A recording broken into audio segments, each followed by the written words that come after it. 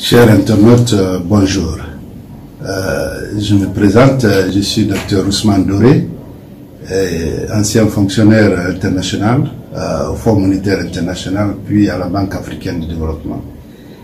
Je m'adresse à vous à travers une série d'interventions concernant les questions de développement, les questions monétaires, les questions macroéconomiques, ce que je vais faire en des vidéos très succinctes chaque semaine à votre intention.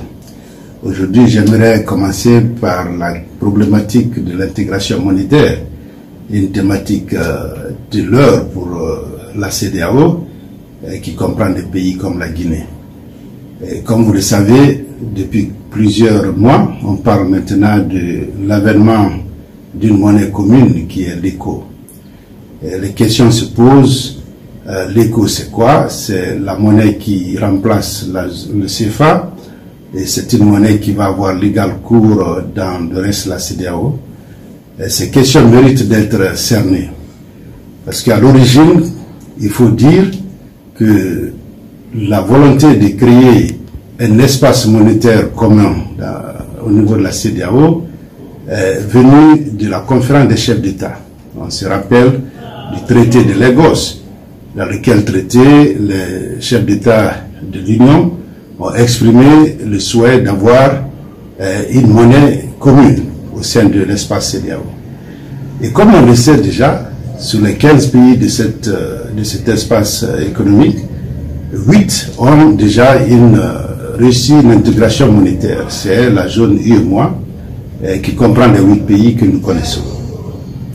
Alors, la question d'arriver à une monnaie unique pour toute la communauté se posait. Beaucoup de schémas ont été envisagés, et il a été envisagé vers la fin des années 99 d'avoir que les 6 autres pays, les 7 disons, mais 6 ont pu participer, à former une autre zone qui devait s'appeler la seconde zone monétaire ouest-africaine.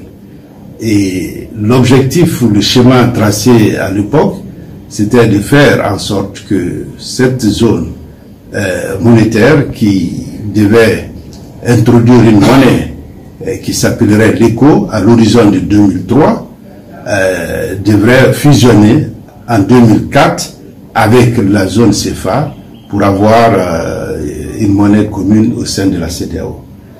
Alors, il faut dire qu'on vient de très loin.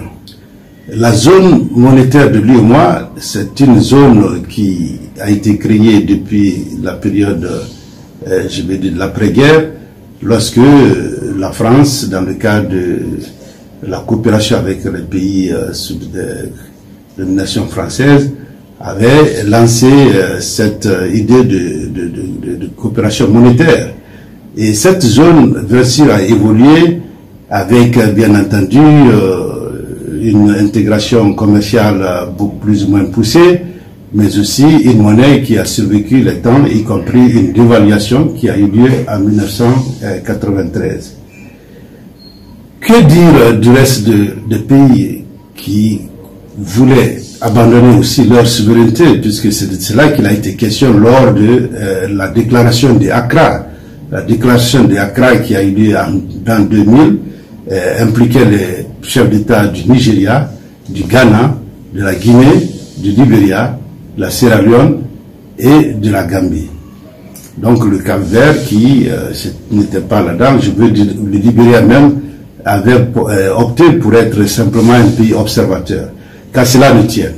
L'objectif de la ZMAO donc était d'aller très vite en acceptant de mettre en place des critères de convergence permettant aux économies, n'est-ce pas, de converger sur le plan macroéconomique et donc assurer la soutenabilité d'une monnaie qui allait naître 3 ans plus tard. Il faut dire que dans la littérature économique, il y a 2 thèmes principaux. Il y a les monétaristes qui estiment que l'intégration monétaire peut stimuler d'autres formes d'intégration. Par exemple, l'intégration commerciale. Une fois que vous avez la monnaie, selon les partisans de cette thèse, cette monnaie peut même amener le pays à avoir beaucoup plus d'échanges et peut-être s'intégrer économiquement. Il y a les économistes qui ont l'autre approche, qui estiment que l'intégration monétaire doit être la phase ultime, c'est-à-dire que les pays doivent tout d'abord échanger, assurer l'intégration commerciale, les pays doivent aussi assurer l'intégration macroéconomique et à terme arriver à une intégration monétaire qui serait la phase ultime.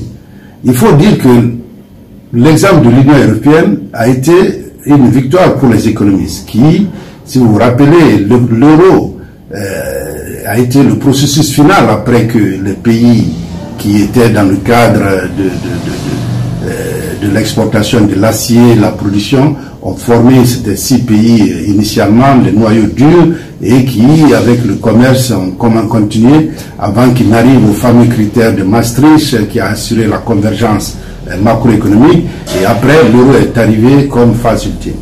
Donc, c'est cette approche que nos États ont probablement voulu mettre en exergue en disant essayons d'aller vers d'autres formes d'intégration, essayons d'accélérer les formes d'intégration macroéconomique, puisqu'il faut retenir que pour avoir une union monétaire solide, il y a des critères. Il y a un économiste qui a eu le prix Nobel en économie pour cette thèse-là, c'est Mondel, où il a clairement indiqué qu'une union monétaire est optimale lorsque les pays satisfont à certains critères. Il y a d'abord le fait que les pays doivent avoir des structures productives, des chocs symétriques qui peuvent faciliter en fait l'introduction d'une parité fixe entre leurs monnaies. La forme avancée de la parité fixe, réellement, c'est le taux d'échange, c'est la monnaie commune. Donc, les pays, sur toutes les mesures, ces pays-là ne répondaient pas à une zone monétaire optimale. Je peux vous dire le cas de la symétrie des chocs. Le Nigeria est un grand pays qui fait déjà les 3/4, en tout cas, du PIB de cette union deuxième zone, et plus de la moitié ou 60% de la population.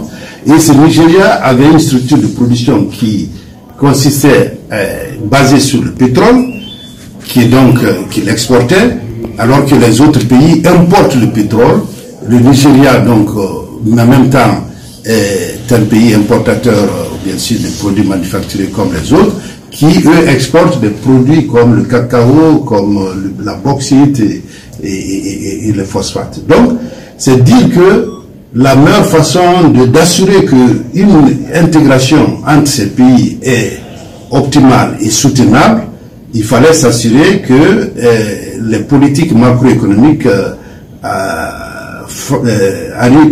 convergent dans un certain sens. Donc, ils ont fixé des critères d'inflation. Les pays devaient s'assurer que leur taux d'inflation est ramené à un chiffre, à moins de 10%.